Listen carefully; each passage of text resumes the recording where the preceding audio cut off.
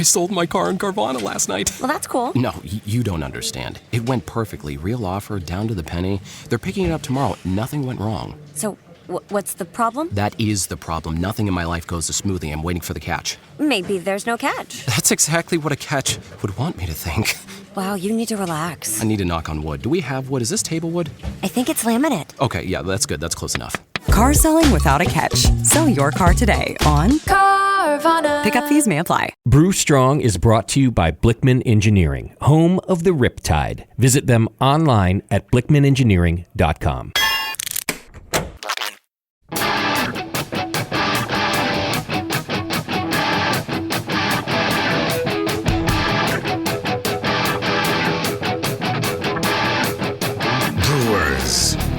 It's time for the beer radio you've been looking for.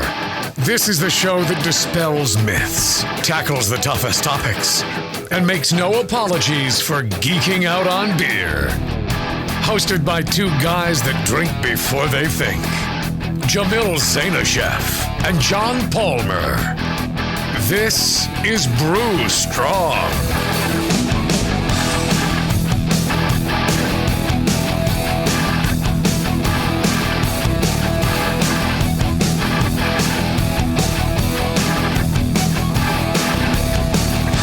Hey, howdy, hey, my brewing brothers and sisters. I'm Jamil. This is TC. And this is Huggy, and you're listening to Brew Strong. Brew Strong. It's been a while. I can tell. I can feel it. Shake off the rest. Well, hello everybody. We're here on Facebook recording live, and this will be, also logged into the archives in the near future for your viewing pleasures. And we have gotten a comment on recent shows. Just a quick heads up on that. There's a bit of a backlog that will be processed. We have about, I think, 6 or 8 shows that might not have been processed just yet. Hopefully, it doesn't push this one out too far, but it could. It might push us a little bit. So, Jamel, what have you been up to besides changing your desk? Might push us a little bit. What? So, Jamel, I've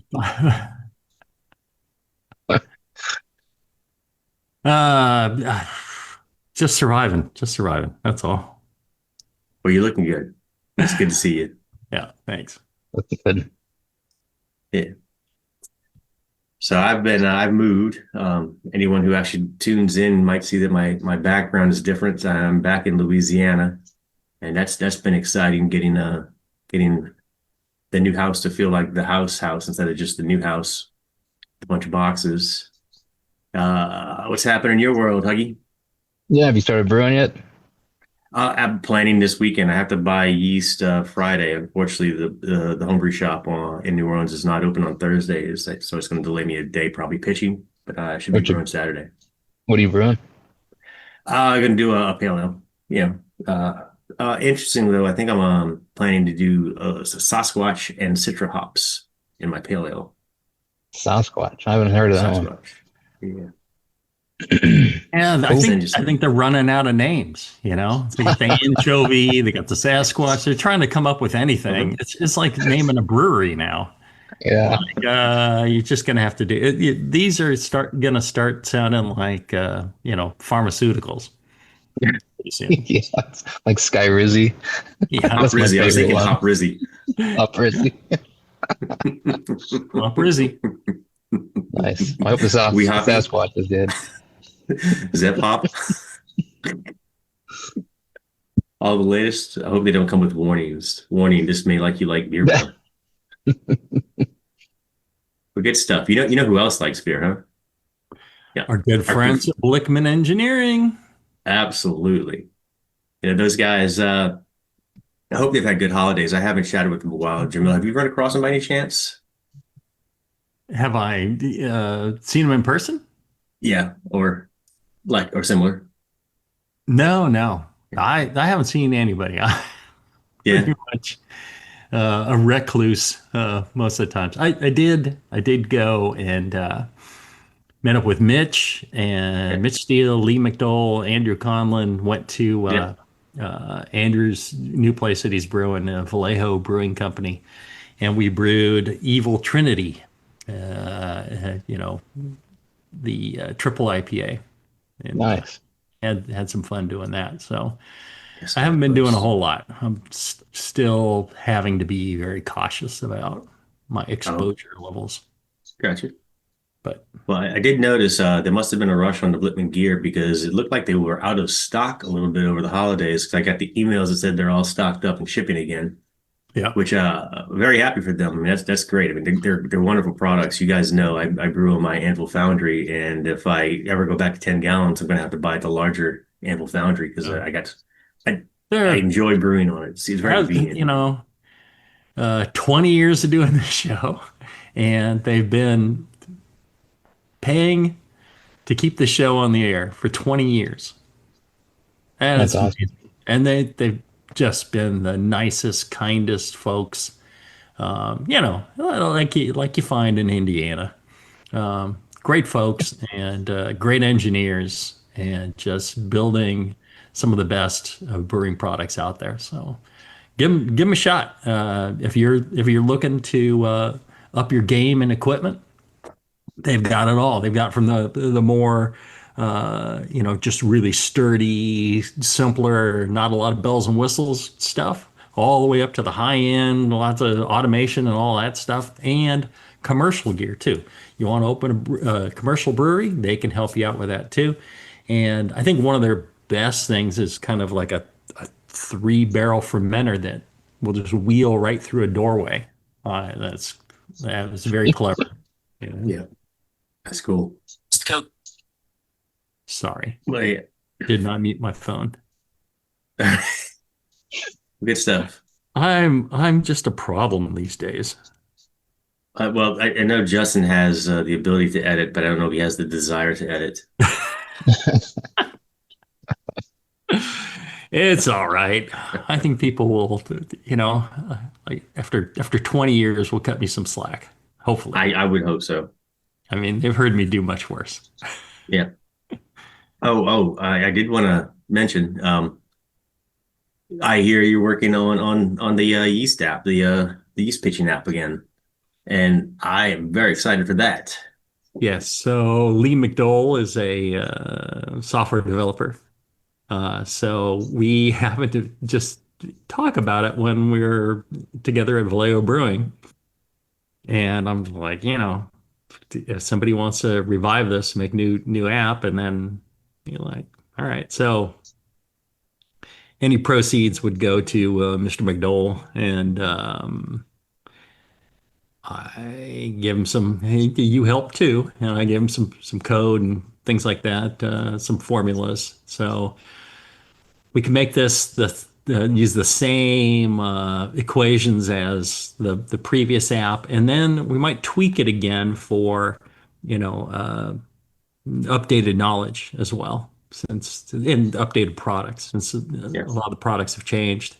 Um, but yeah, we'll make it every bit as good as it was before. So Very cool.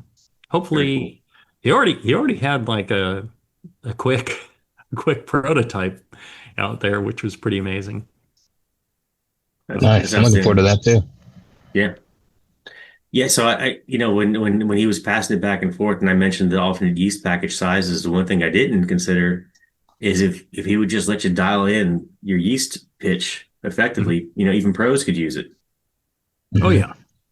Yeah, I mean, I used it for calculating stuff at Heretic as well back in the day, because it does barrels and all that stuff, hectoliters. But no, he had questions, of course, you know, and all the right questions. And that guy's brilliant. So I was really pleased. very cool. Nice. Found the right guy to carry the app forward. That'd be really cool to see. And Huggy, I found out that I have to leave Houston for your beer to make its way down there. Is that what I'm understanding? Yeah. Yeah, we might be getting some Flix beer down to Houston soon. So keep an eye out there. We still got 11 locations right now, but we're looking at other options. So I don't know how much I can say, but yeah, my beer might be making it to Houston soon, which would be good because then it gets me brewing more. So then I'm rotating the beers more, so everything's fresher, and I get to try out new recipes and new markets and kind of see what sells. And so maybe something will sell in a different market better than my current market. So kind of have to adjust things. So yeah, I'm looking forward to that. Really, That's cool. very much so. Just need one Louisiana then. Yeah. Yeah. All right. Maybe I'll pass it along. So I'll go ahead and open with our running question. People are always looking for the shows, and it always stumps me because they are on the Brewing Network's website when they're posted. They are on Facebook, but only for 30 days. You can catch us live. Obviously, right now, you could ask us questions to chat, which would be outstanding. Or I believe they're posted to YouTube as well, but I'm not sure if I've looked for the channel. Have you looked for the channel on YouTube, Jamil? Brewing Network channel? I hate looking at myself, hate hearing myself, so don't bother to look. But they're packaged as podcasts, so you could probably find them at most places that have podcasts. Yeah. I wouldn't say all because some of those sites are weird and some of those sites are wonky. I think you might be able to find them, like you said, on YouTube. I don't know. And they appear to show up on the Brewing Network site eventually. Mm-hmm. Every time I look for them, they're there. Like I hear people looking every for time people say one. none of them are there, I'm like, I go and look, and I'm like, no, they're there. And then I start listening to one. I'm like, yeah, it works. So I don't know. Very cool. All right. Yeah, time for one more short question, or we could take our first break. Sorry, I'm looking at us, and I'm laughing at us, Jamil. We look great. It's on delay, which makes it even funnier. Yeah, you can't look at the Facebook feed. It's just like the delay makes it impossible to talk. We're in the future, everybody. I get trapped there every time. All right, let's go ahead and take our first break. Get back into it. I didn't even tell everybody. We are double tapping the Mailsack today, so we're Mailsack back to back with another Mailsack. So we're gonna knock out a bunch of questions, and we'll be right back. This episode is brought to you by Redfin.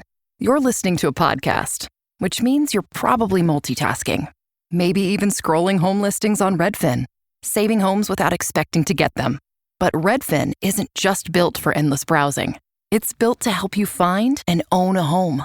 With agents who close twice as many deals, when you find the one, you've got a real shot at getting it. Get started at redfin.com. Own the dream. Are you looking for a simple brewing system that's great for all grain brewing, but everything on the market seems to be full of compromises? Blickman Engineering has the answer. The Blickman Brew Easy All Grain Brewing System. The Brew Easy is a complete system with easy upgrades and a beautiful compact design, perfect for any size brewing location. At its core, the Brew Easy is built on two gorgeous Blickman Boilermaker brew kettles, a high-temperature March pump, and either a top-tier gas burner or the new Boil Coil electric heater. The Brew Easy adapter lid allows the pots to stack on top of each other, forming an efficient, strong, and compact brewing setup that comes in 5, 10, and 20-gallon batch sizes. Upgrade your Brew Easy system with full automated control by adding a Blickman Tower of Power temp controller and make moving around easy with the Blickman Kettle Cart. The Brew Easy is modular. If you already own a Boilermaker kettle, you can build your Brew Easy by purchasing just the modules you need. The new Brew Easy all-grain brewing system. See it today at blickmanengineering.com and brew with Blickman quality on your new Brew Easy.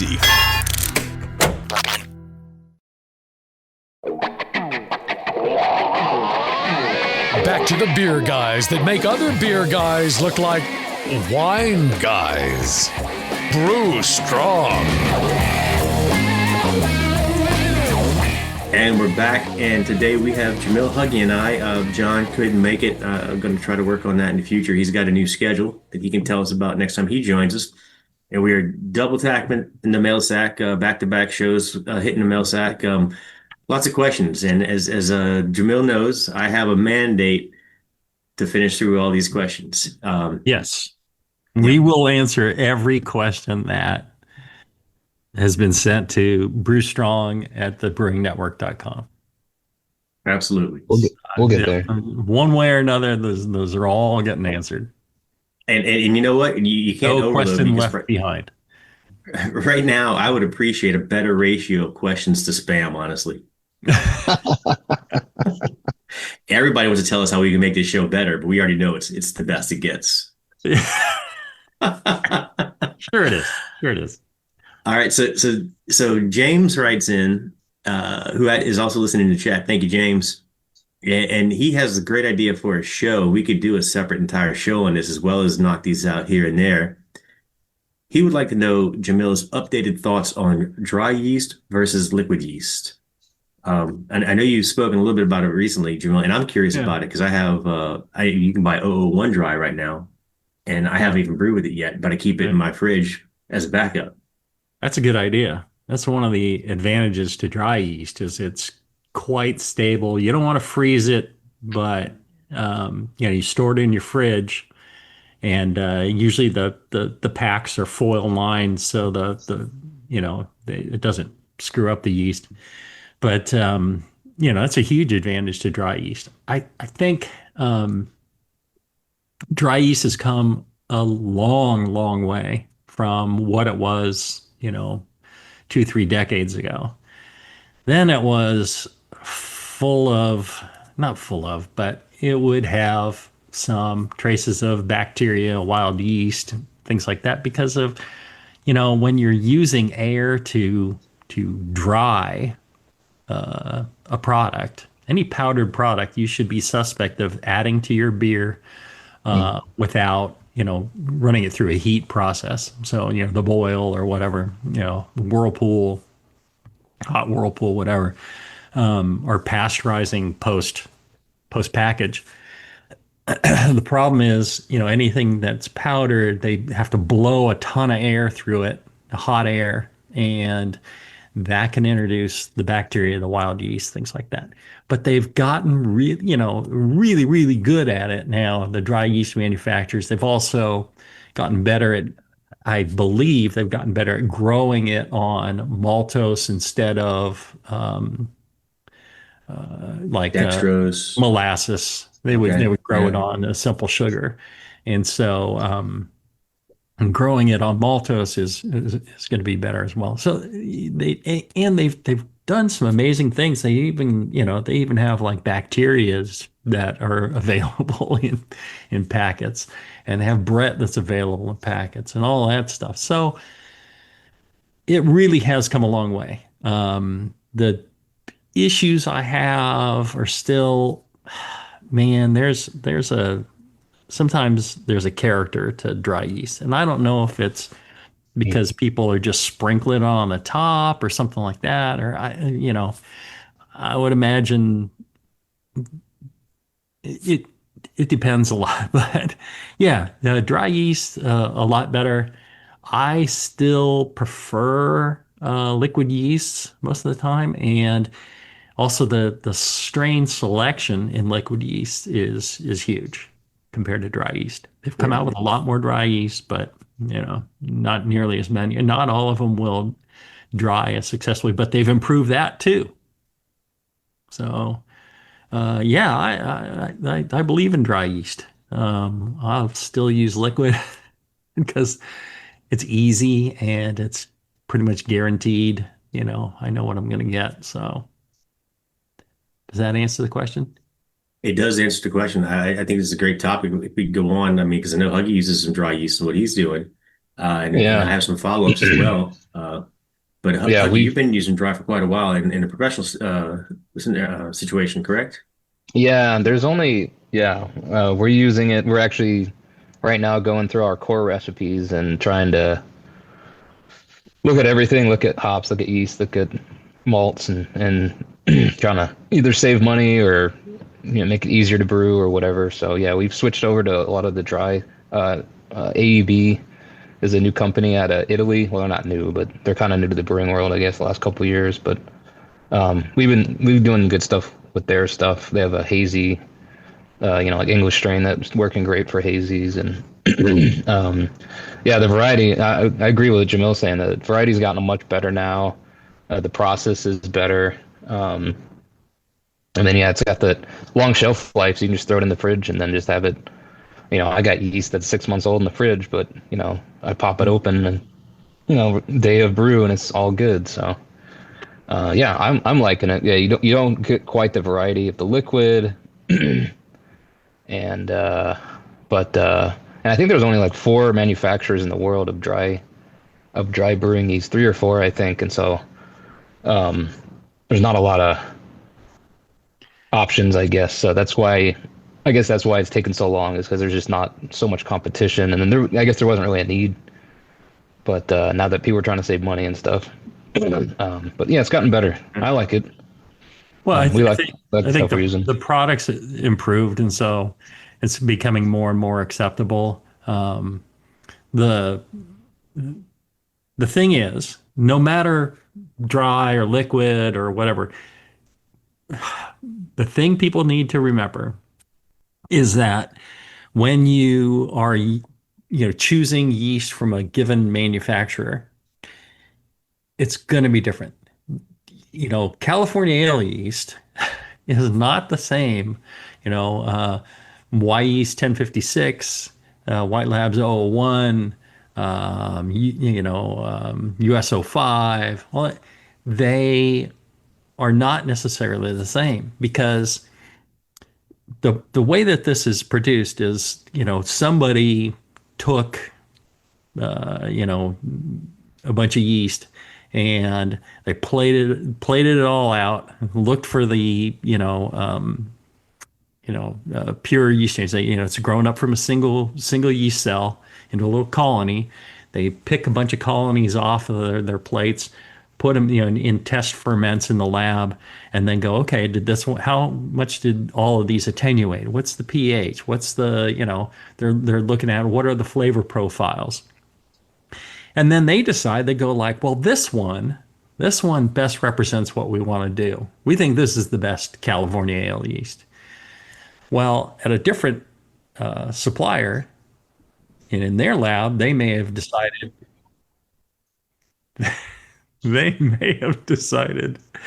that something else is a better representation of what a California ale yeast is.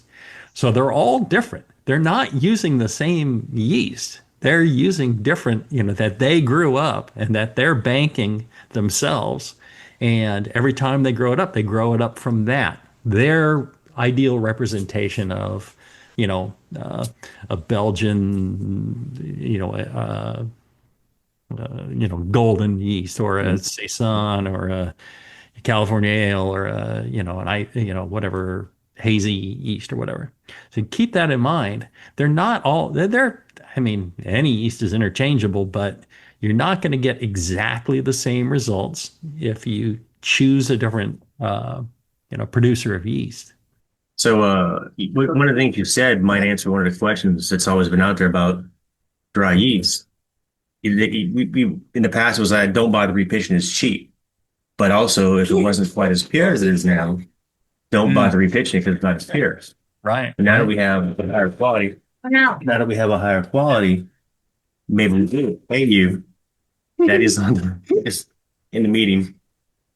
Hi, everybody. My son has joined us. Just a minute. Hi. Jamil, do you still, and Huggy also, no.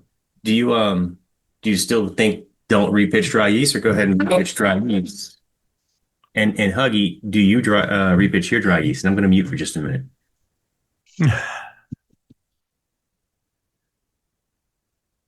Yeah, I was gonna say we repitch,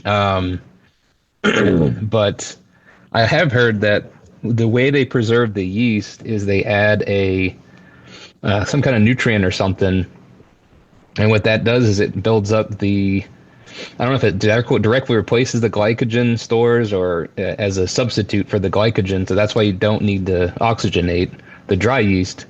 But I was listening to, I think Escarpment Labs has a podcast on yeast, and they're talking about it and saying if you don't oxygenate, you could have, it may not be the health, you still, because a lot of people are like, oh, don't need to oxygenate, and I've had some mixed results myself. So And so I think when you repitch that dried yeast, yes, you're going to have different nutrients on the repitch versus the fresh pitch. And so I think you're going to have it could be a slightly different flavor Yeah. from what I've heard, but I don't We have a had ton of experience repitching the dry. We had a show with one of the R&D guys from Fermentus, I want to say, or was it Lowland? I think it was Lalaman. I couldn't make that show. I wanted to make that show so bad. Excellent show. If you're interested in dry yeast at all, or yeast in general, that's fantastic. And so I went through some of the things about dry yeast that people may not be familiar with. And he said, definitely over a certain OG, you need to oxygenate. You need to, you should probably make a starter, things like that. People are like, oh, no, you don't need to make a starter. You don't need to oxygenate, all that stuff. On a low enough gravity beer with enough yeast, sure, that's fine. But, he did say, yes, if you properly rehydrate your yeast, that could be better, and you need to do it over a certain amount, So it's a great show. We really, I think, answered a lot of questions people have about using dry yeast and what's the ideal way of going about it. Can you skip oxygenating? Can you skip rehydrating? Sure. You can do anything you want, but is it the best practice? Perhaps not. So, they've always wanted to make it as easy as possible. Every yeast manufacturer does. All the liquid yeast manufacturers do too. They're just pour it in. Like, well, maybe you want to make a starter and just test everything and get everything up to snuff before you toss it in your beer. People's goal is to make the best beer possible, right? Not just to make beer. Absolutely. And you covered James's question, rehydrate or not. We believe yes, rehydrate. All right. So we have a follow-up from James without doing the whole show's work. I think that we could. And this one might actually be a short one. Have your thoughts on lagering changed, Jamil? Well, all right. I think my thoughts haven't changed that much, but I think I can be a bit clearer on what I think is needed and not needed. So a lot of times people will cool things down to, there's, all right. If you're making a lager, you should not chill it rapidly. If you want the cleanest lager possible, slowly bring that temperature down. That makes a difference. That can force rapid chilling can force the yeast to express some compounds that they otherwise will take up in their process of working towards dormancy. Keep your temperature. If you want the yeast to remain active and to do things in your beer, keep the temperature above 40 degrees Fahrenheit. Don't go below that. So slowly reduce your temperature, no more than 6 degrees Fahrenheit per day. At Heretic, we would drop it down 3 degrees in the morning when people got there, and then and then drop it down another 3 degrees at the end of the day, 12 hours later. And then, those fermenters being so big, it didn't instantly drop at that temp. It slowly did it over that time. The other thing is, once you get it down there, if you want the yeast to be more active, to continue to refine and pick up any of these other compounds that are in the beer that they can still utilize, again, hold it at that temperature. Do you need to do that? I'm not really sure it makes that much of a difference for people that are, producing beer. If you want the absolute perfection, then sure, go ahead and do it. You just got to do it right. Same thing goes for, you can chill it down further than that. Charlie Bamforth was a big proponent of going down to -2 centigrade and around 28, 29 degrees Fahrenheit, and holding a beer there for a week, a couple of weeks, and that increases clarity, improves foam stability, a lot of different reasons for doing that. That's more, temperature and time settling out a lot of the microfines and things like that, and contracting a lot of those proteins and things, protein tannin complexes, and getting them to drop out. So that works too, but you can't just so some lagering I think is worthwhile. I had beers that I essentially lagered cold like that in the 30-ish range for a year, and they turned out better for it. So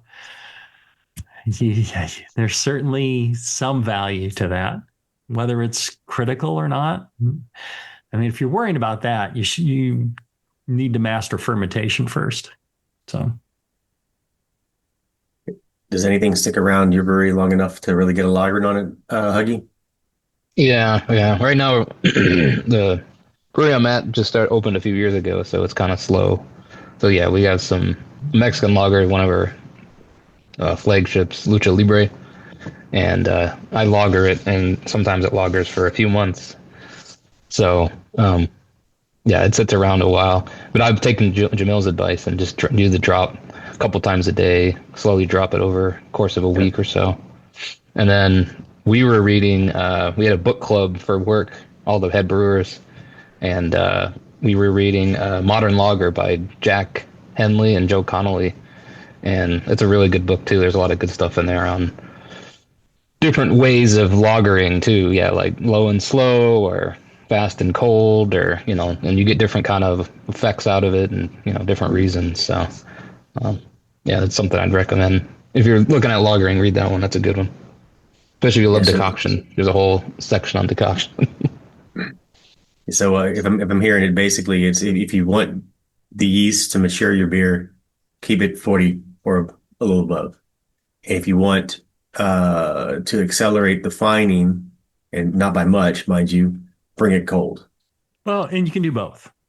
Right. You first drop down, keep it around 40 or so, and the slow process down there really kind of encourages the yeast. They're like, it's getting colder. We better grab some food, build up our reserves. Interesting. And then, you can leave it at that point for a while, or, just continue to go down to a very cold temperature. And, I would say that's maybe an extension of your previous views, not an alteration of your previous views. I mean, basically, you can bring it a little further if you want, but you don't necessarily need to. Master your fermentation, good healthy pitch, always larger than you think on a lager. Watch your temperatures, and you got 95% of it there. And maybe if you want to bring a little more percent to it at the end, give it a little maturation time, give it a little more cold, effective filtering kind of time, and you're done. Yep. All right. Let's go ahead and take another break, and we will get back into the mail sack. If you're chasing data down instead of seeing it in one place, you need the Intuit ERP. Intuit Enterprise Suite. All your data in one place with built-in AI for real-time insights. Learn more at intuit.com/ERP. Half Man, the new HBO original limited series from Baby Reindeer creator Richard Gadd, examines the tumultuous relationship between two estranged brothers, tracking the highs and lows of the pair over the course of 40 years. starring Emmy Award winner Richard Gadd and BAFTA Award winner Jamie Bell. Half-Man premieres April 23rd on HBO Max. Amazon presents Jeff versus Taco Truck Salsa. Whether it's Verde, Roja, or the orange one. For Jeff, trying any salsa is like playing Russian roulette with a flamethrower. Luckily, Jeff saved with Amazon and stocked up on antacids, ginger tea, and milk. Habanero? More like habanero, yes. Save the everyday with Amazon.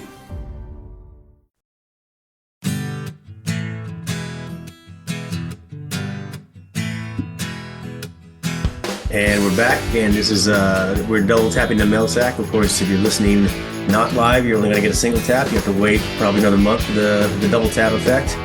But if you're listening on Facebook, we've got back-to-back shows here where we are answering all your questions. Doesn't matter when you send them. Strong. You can ask your questions live, too. If you listen on recording, you can jump in and put your questions in the comments section. And if you do it while we're recording, we will, just like James Lorden, he can ask questions and we can chat about them, answer your questions live. But I'll say that Peter, you can't listen on a 30-minute delay, and we can't catch up to that. I apologize. We won't get past the first question. Thanks for joining us, Peter. It's good to see you online. All right, see what else we have. Speaking of which, James was asking in the past, Jamel used to be a big proponent of recommending single infusion mash for homebrewers. After 20 years, is this still the case, or would Jamel now recommend step mashes, or for any reason part of my evolution of Jamel advice question series?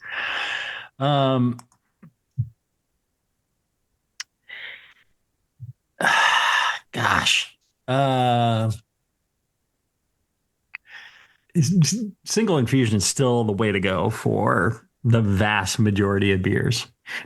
Now, if you've just mastered your fermentation and you want to kind of go a little bit further, you can do decoction, you can do step mashing, things like that. Most cases, step mashing is not needed, or can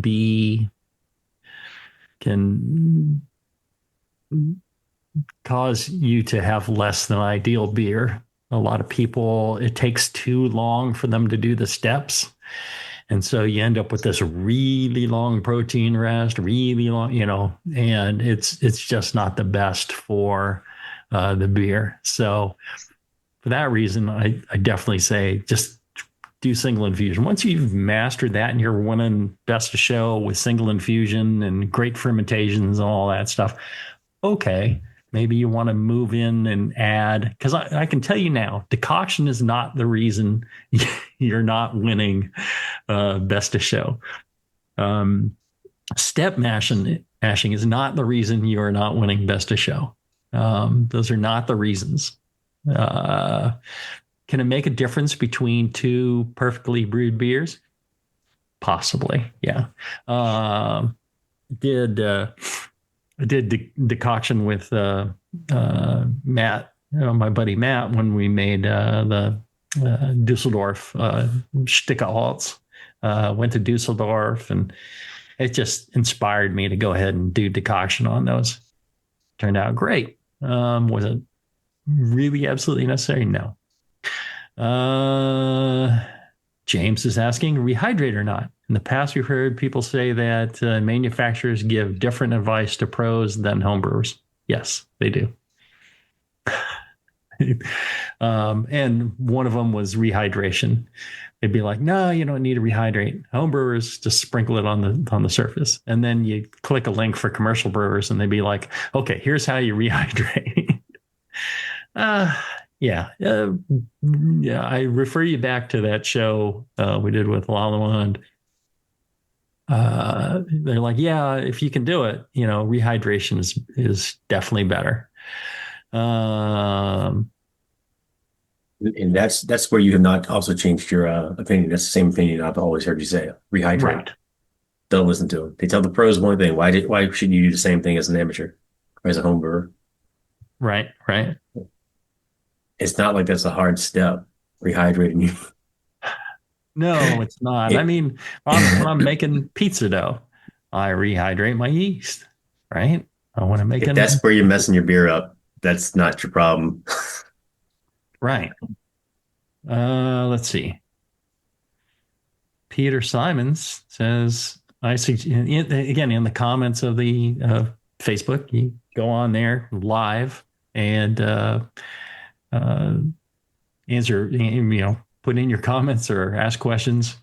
Peter Simons saying, I suggest that dry yeast is of better quality than liquid unless you have a very local liquid yeast supplier. Could be. Just depends on how you're getting your liquid yeast. You can, of course, grow up your own liquid yeast, or, for example, in Europe, White Labs has a facility for producing yeast in Copenhagen. So your transport times there are pretty darn good. They also have one on the East Coast in North Carolina. So they're able to get that yeast, a much shorter transport times. And I think they were talking about doing one in Asia somewhere as well. Yeah, I can see what he's saying. If if the liquid yeast is sitting at the homebrew shop for a while, it's old, especially if you got certain strains that are not used very often. I could see what he's saying there. Yep. But again, the goal is to make, perfect beer, right? Nobody is homebrewing because they're just like, well, I just want something to drink. It's cheaper to just go and buy beer. So no one outside of college. Yeah. I just, I think it depends. I think it can be. I think I could show you an example where dry yeast is better. I can show you an example where liquid yeast is better. Just gonna depend. If Peter's in near Sydney, Australia, so it is a way to get to that down there. Let's see. And then James has another one. Let's see. I think that the classic German method beer temp doesn't rise, de-rest at around 40. Remember Dan Gordon saying that back in the day? Yes. Okay. So I think I can decode what he's saying there. So when you go to German or British breweries, a lot of them will say that the diacetyl rest is done by lowering the temperature, and the yeast will settle down through the beer, and that's where the diacetyl reduction comes from. Here we talk about raising the temperature, and the more and more German brewers will say, yeah, I want the temperature to be higher towards the end of fermentation to reduce diacetyl. But they all also believe in dropping the temperature as part of the diacetyl rest. But they won't drop it cold. They will ferment the bulk of fermentation until the bulk of the sugars are consumed, and then they will leave a few Play-Doh or whatever it is of sugar left. They will transfer it to another tank, which stirs up the yeast. They will drop the bulk of the yeast, but the yeast that's still in suspension will get transferred in there, get stirred up, and they'll hold it at that temperature to encourage CO2, the dissolved CO2 for naturally carbonating it by spunding the tank, which because they can't add CO2, even if it's captured CO2, they're not supposed to add it back, but they will add a little bit to kind of tweak values because it's kind of a gray area on that. But they will transfer it over, and then diacetyl reduction is going to happen there over time. And diacetyl reduction can happen any temperature where the yeast are still active. Diacetyl is a good, food source for them to, keep going and not have to shut down and start eating themselves. So, they will consume it at any temperature. The British brewers, I've not heard of one that raises the temperature. Probably the more modern ones do, but the traditional way is you've got a yeast that rises all the way to the top and has a big layer of yeast on the top of the beer, and will just sit there forever. And then you chill it, and then that falls down and kind of rains down through the beer. And as it does, it picks up the diacetyl. So there's other ways to do it. I think the simplest, most reliable way is to just raise the temperature at the end of fermentation. But do it however you'd like. All right, that's caught us up on Facebook. Sorry, I'm so behind the times. No, we're solid. All right. So Dustin, who's not live on Facebook, which caused a significant delay in us responding to his email, asks, hi, Jamil. There's probably 20-year-old questions in there. Hi, Jamil and John. Thanks for everything you guys have done for the hobby. I have a question in regards to yeast and blow-off tubes. I ferment in 6-gallon carboy most of the time. About 5.5 gallons goes into the fermenter for every ale I brew. So I end up using a blow-off tube most of the time. I noticed that in the bottom of the jar, the blow-off tube feeds into, there is a substantial yeast layer. My question is, can I harvest the yeast from the bottom of the blow-off tube jar and repitch that yeast into another beer? Thanks. Take care. You too, Dustin. Take care. Well, yeah, people do this as long as everything's sanitary, right? Yeah, I do it. Yeah, Travis, you've done it in the past. You just need to make sure that tubing, snap yourself off a fresh piece, sanitize it, make sure your jar is sanitary, all that stuff, and yeah, that's great yeast. Isn't that top cropping? It's top cropping, yeah. Yeah. You might toss the very first, you can get the Bronhof out the blowout tube too. And if that's the case, I would toss that initial bit. When they top crop, they scrape off the very top layer, toss it, and then they harvest below that. That juicy middle. Yes. Yeah, there's a company whose name escapes me. The good news is I think there's one of them that does it, and they make mason jar lids that allow for like 2 tube connections. And I set it up initially where I go into 1/2 gallon mason jar and then into another, and the second one is my airlock. So the first one, what I would do is basically use it to capture CO2 effectively, so that when I chilled my fermentation vessel at the end of fermenting, it wouldn't suck oxygen; it would suck CO2 in. But I find with certain English ale yeast and certain Belgian yeasts, they get really happy and like to throw a bunch of yeast out that tube. And I've pulled that yeast and repitched it. I mean, that's a 100% sanitized system for me. I've not necessarily pitched it into another beer. I had a Belgian that didn't want to finish, but every time it got active, it kept throwing half the yeast out. So I kept recouping that yeast and putting it back into the beer.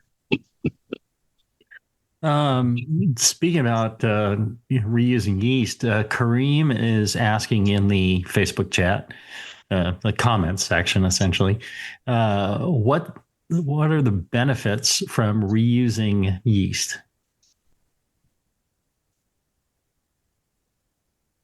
Me? Or take it away. Well, I'll start with, again, we don't do this to be cheap necessarily, but the price of yeast is not going down. So I don't have as much of a problem swallowing modern yeast prices because I'll repitch 4 more times. Matter of fact, when I go to the homebrew shop, which I'll be going to Friday, I'll pick up 2 packs. I think I only need 1 pack, but I'm not going to get home, check the dates, and have an issue. I'm going to get a second pack, and I'm not going to sweat it because I'm going to repitch that 4 more times before I dump it and use more. Now, myself, I see my beers stable out to what I expect with each repitch. The first one might not ferment quite as fast as I'm used to it fermenting. It might not get the beer quite as dry as I was expecting. But that third, fourth, and fifth batch, those produce the exact beer I'm expecting every time. And so fast, it's almost scary sometimes. So that's why I repitch. Also because I learned to repitch from my good buddy Jamil, and I've made excellent beer that way. Yeah, same thing for me. It's that third generation, fourth generation that really is the sweet spot. Starts the beer really kind of, the yeast kind of have settled in and do a much better job of fermenting. How about you, Huggy? Yeah, we yeah, I agree with that. At my first brewery, we would repitch. We were brewing a lot, so it would go up a dozen generations or so every time on Cali and Hef yeast. And we definitely saw, especially with Hef yeast, after the first couple of generations, it definitely kind of got into like a groove, and was more consistent after that. But we on professional side too, we do it for money saving. But then also you got a viable yeast that is good to go. So when you pitch it, you don't have to worry about less worry and stress over, is that yeast healthy? Is it gonna do what I want it to do? So yeah, that's what I'd say on the pro side. Yeah, money and consistency, and yeah, you get once your generations are in that groove, then yeah, you get the same consistent. I know some breweries will, because of that, when they get a new pitchy yeast, they'll brew it. They'll brew one beer with the yeast, but then they'll have another brand that they only use repitched yeast on, because they know it takes a few generations, and they want to keep that other brand more consistent. So I know people do that too for consistency. Yeah.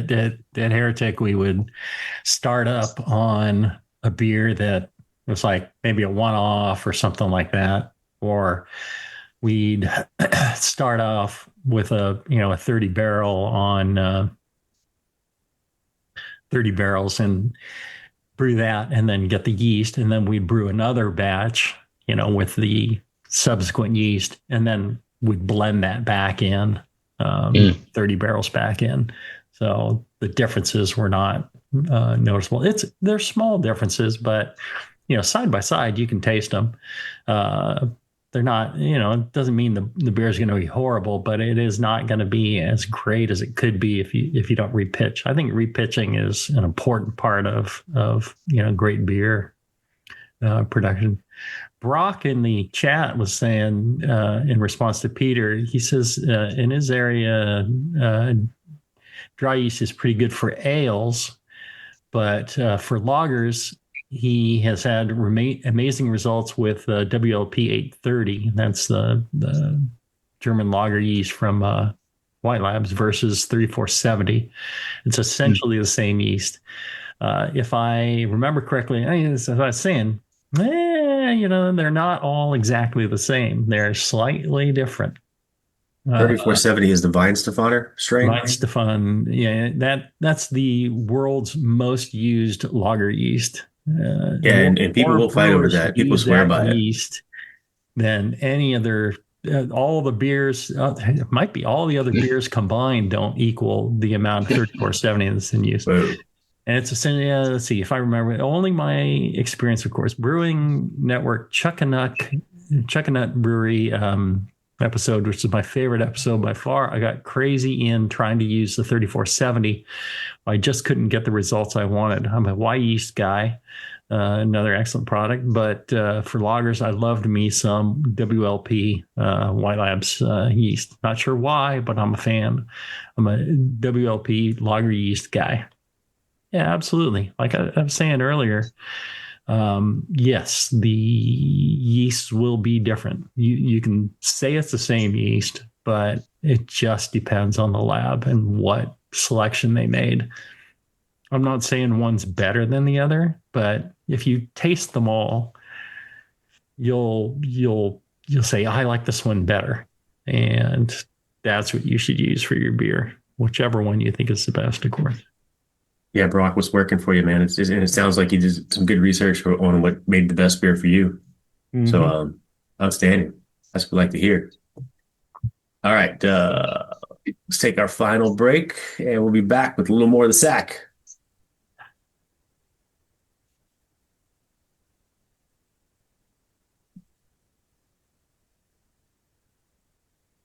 All right, we're back on Brew Strong, and we're approaching the end of our first tap of the Double Tap Mailsack show.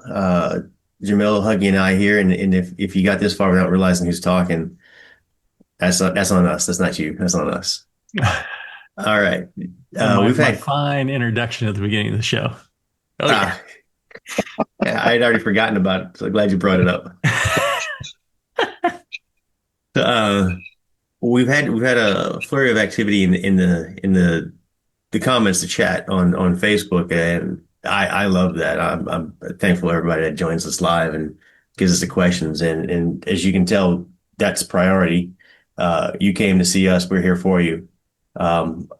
Elsewise, latest questions in are the next up, and after that, I have the mandate to clear out the sack. I shall tap that sack till the sack is drained. So we're gonna do it. Jamil, are we cleared in the chat, or we went to another question from the sack, or all clear? Time for another sack question. All right. John, who did not know he was in the sack, he writes to us. I have a question for you about double mashing. I want to try it. I have this big ass wee heavy recipe and not the best efficiency. Though I just bought a mill and won't have the LHBS grinded anymore, so that may go up. But either way, I only have a 35-liter Vivor all-in-one. I don't know that brand, Jamil. My thoughts on this double mash were to start with 28 liters of water, put half my grain bill in, louder sparge that with 5 liters of water, and then put second half of grains into the Vivor. Let that mash louder and sparge again with 5 more liters. And I assume this would give me the desired pre-boil volume and gravity for a 90-minute boil. I wanted to run it by you first, though, and get your opinion. Thanks. Yeah, this is something that I didn't, that I think I answered in email, but I didn't quite understand exactly. I remember that. So the detail we're missing in my recap, Jamil, I'm sorry. I'll give you some more colors. That he's using wort in the second. He's a reiterated mash, but on top of reiterated mash, it's a brew in the bag type scenario. It might be a basket in a vessel, which is the same as brew in the bag effectively. So brew in the bag, wort, a little bit of sparge, new mash in the wort, a little bit more sparge. Yep. Works great. You can let's say you have a mash tun that holds 10 pounds and your grain bill is 20 pounds. You mash in the first 10 pounds, sparge it, everything, collect your wort, and then use that wort to mash in your next 10 pounds. What you're trying to replace from that first mash, the amount of water that's left over in the grains, when in your spent grains, you need to replace that water in your next one. So you may need to, when you sparge, you'll need to end up with that. But the great thing about it is it's just additive.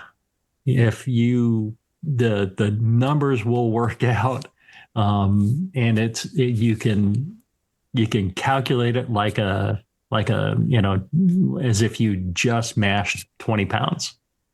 You don't need to do anything really special. It works out great. Is there any concern with it being too thick and viscous? Did you ever have any issues with that? Yeah, if you go to a really high gravity, it really slows down, your whole runoff. Lautering. Yeah, Vorloff and Lautering all slow down to a crawl. But, if you want, a 30 some odd Plato beer, no problem. You can do it. We took the Evil Twin recipe and doubled it up and did an Evil Twin brew with Yeppa from Evil Twin Brewing. And sure enough, we got a 15% version of Evil Twin. I still want to try that, but I still don't want to risk a brew day. If I was brewing as often as you guys brew, I would go ahead and do it. Yeah. So, all right. So you should do it. So these all-in-one type systems, depending on the design of the system and your setup, you can get low mid 80s efficiency on your mash. Which again, add a pound of malt if you're not getting the efficiency you want. Don't worry about that. But I do get it. It makes me feel good, So I would expect at least a slight drop off in mash efficiency, Jamil, or not really. Wow. And the question was, we were at the Homebrewers Conference doing a location thing with John Blickman, and somebody was asking about the amount of grain that their top tier system would hold, or one of the other things would hold. And then I'm like, well, couldn't you just use the wort and mash again? And so John Blickman, loved the guy, he went and tested it. Sure enough, he came back and it's like, yep, it works. You don't lose anything. And sure enough, and then I tried it commercially, and pretty significant. You're doing 30 barrels. It's not cheap to risk that. Worked out great. I mean, it was a little slow on the runoff, but other than that, you heat it up and it'll run. It'll work. Kind of mash out the second one if you have the ability. It's fantastic. It's such a, nobody should think that their mash tun is too small anymore. It just add more grain in. Get rid of the other grains in there, add more in. Yeah, I've wanted to do that. I've done a double mash, with a full clear out and then separate sparge, separate water and everything. But never a reiterated mash. And I've wanted to try it. I just haven't had that. Yeah, I should. I really should. I think I need to come out there and stretch. Okay, push the limits. Yeah, stretch that set. That'd be awesome. It just works great. That there's no limitation to your mash tun anymore. Yeah. I'm not sure how high a gravity you could go to, but this idea that you can only get 1080, 1090 out of a mash is not true. Yeah, I've almost crossed the 1100 or anything. The sugars just keep dissolving into the liquid, and as long as you don't overheat your first mash, or the wort collected from the first mash, the enzymes are still in there. So the enzymes, you're just adding more and more enzymes to it. So that helps too. Right. Wow. Yes, so John, we might have answered your math question in the email. I did not calculate your math question for the call here, for the show here today, on if that gives you the right volume. It could get plugged into almost any software. In my opinion, you use the full amount of malt and the full amount of liquid, or just use whatever ratio you trust of how much you lose per pound.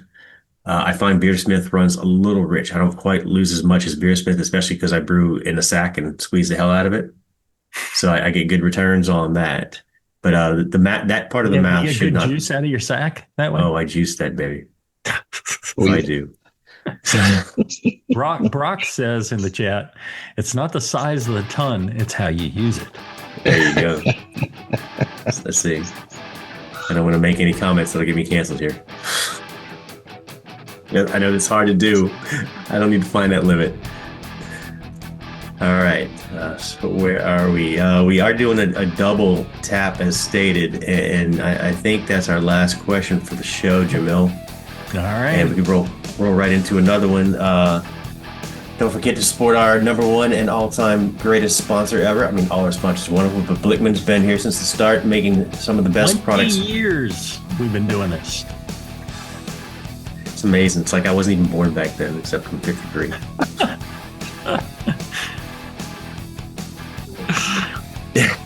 Oh, what's the email address? And do we know if Drew's checking it? I just keep saying feed at blickmanengineering.com. I don't know if he's checking it. I thought you were going to email him and ask. I probably said some bullshit like that and forgot to do it. I think so. Sorry, Drew. Yeah, we need to test that out and make sure. And honestly, yeah, write them. And their products are outstanding. I'm a huge fan. Yeah. And look, I don't even get sponsored by them. I mean, wink, wink, hint, hint. But no. Send them an email. They're just wonderful folks. Send them an email saying thank you for paying for this nonsense for a couple of decades. Yes, absolutely. They appreciate it. And if you're listening live on Facebook, we're maybe take a bathroom break or something, come back, shut this one down, and come back with some more questions. So if you have more questions in the chat, we will get to those as well as more from the Mailsack. All right, Brew Strong, everybody. Brew Strong. Brew Strong.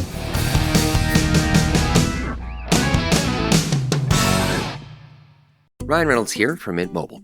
I don't know if you knew this, but anyone can get the same premium wireless for $15 a month plan that I've been enjoying. It's not just for celebrities. So do like I did and have one of your assistants switch you to Mint Mobile today. I'm told it's super easy to do at mintmobile.com/switch. Upfront payment of $45 for 3-month plan, equivalent to $15 per month required. Intro rate first 3 months only, then full price plan options available. Taxes and fees extra. See full terms at mintmobile.com.